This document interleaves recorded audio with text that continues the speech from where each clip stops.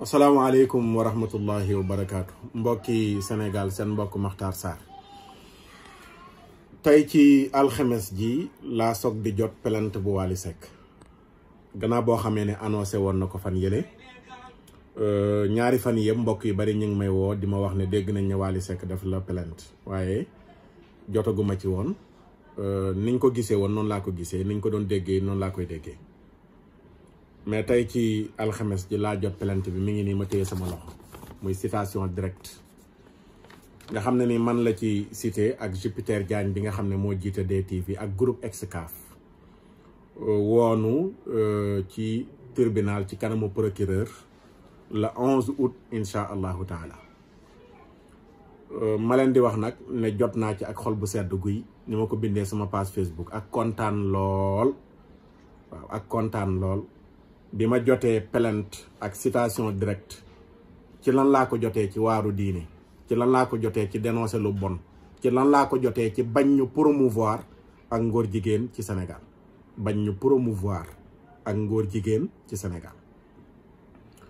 en tant que Makhtar Sarr nag mi nga xam ne coordonnateur bu ànd sàmm jikko yi man maay vice coordonnateur bi ma jotee ci citation bii nii Ababacar Mbuub dem nañu gisee woote réunion bu jàmp ba ànd sàmm jikko yi dajee nañu waxtaan nañu lañ ca jël ci dogal incha allahu taala coordonnateur dana ci ñëw ak taxawaay yi ñu ci war a amal waaye ma leen di wax rek di leen fàttali ne leen maa ngi conscience bu tranquille yëgu ma ne sax ku tudd Wally Seck mi ngi dund tey laa soog di xam ne Ibrahima Wally Seck la tudd bi ma gisee citation bi ñu bind ci turam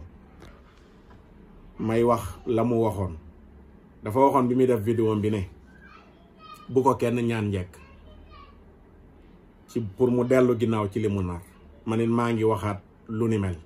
ne ñaan loowuma kenn njekk sama digganteeg Wally Seck Wally Seck moo porté plainte Makhtar Sarr ñu war a dem ci yoon na doom neex ndeyam na doom neex ndeyam yëgaluma sax sama yaram ne porté nañ ma plainte conscience bu tranquille la am man li may wax làmbatuwuma ko waxuma waxu mbedd waxuma waxu kuy foraatu ay preuve yu leer laa am ci li ma wax ci luy promouvoir ak ngóor jigéen te fuñ ma woo ma génne ko fa su ko defee nag damay waslu àq rek ndax soppe yi faaw nga masawu leen ak am di jàmm yi ndax kenn ku nekk wax dëgg bu déggee boromi mbokk wax dëgg boromi mbokk la boromi soppe it boromi soppe la ku ne bu déggee dana am diisu xol waaye kii mu dal ci kawam de xol bu féex la am xol bu dal la am xel mu dal la am ba tax na incha allahu taala ñu ngi wéy di doxi suñuy soxla bu soobee yàlla ñu ngi wéy di def li ñu war a def li ñu war a def bokk na ci danañu jël ñu ni tamit suñuy avocat ndax fi ñu woo moo ko laaj mais nag avocat bu mag bi jël nañ ko ba noppi muy jalla jalaaluhu wa abda kamaalu rabbu samawati wal ardi rabbu samawati wal ardi kooku lañ def muy nekk suñ premier avocat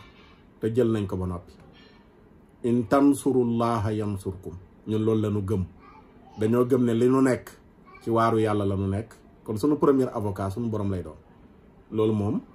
mooy li jiitu la nga xam ne nag moo koy formuler ci mbirum avocat ci biti danañ ko jël su ko defee nag lu mu laaj rek incha allahu taala ñu def du ñu dellu ginnaaw du ñu reculer du ku nuy xoqatal du ku nuy xuuxal pour ñu dellu ginnaaw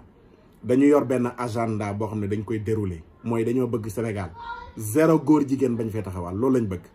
vers criminaliser ngóor jigéen ci la ñu nekk Wally Seck ku ndaw la ci biir li ñu tax a jóg taxuñoo jóg sax dañoo wër mbooleem réew mi lañ wër dem ci mbooleem xalif généraux yi ñu jox ñu seen kàddu jox ñu seen baat tey li may dénoncé di bañ ñu promouvoir ngóor jigéen Touba dañ ci ànd ak man Tivaouane Ndiassane Thiénaba jàngu bi Bois Sacré bi association islamique yi ñëpp danoo ànd ak man ci li may dénoncé ngir bañ ñu promouvoir ngóor jigéen ci Sénégal kon nag kuy waxee ci làmmiñu ñi ma tudd ñëpp doo reculer doo dellu ginnaaw du Makhtar Sarr lañ amal affaire waaye ñi Makhtar Sarr di waxal te loolu incha allahu taala dana feeñ balaa yàgg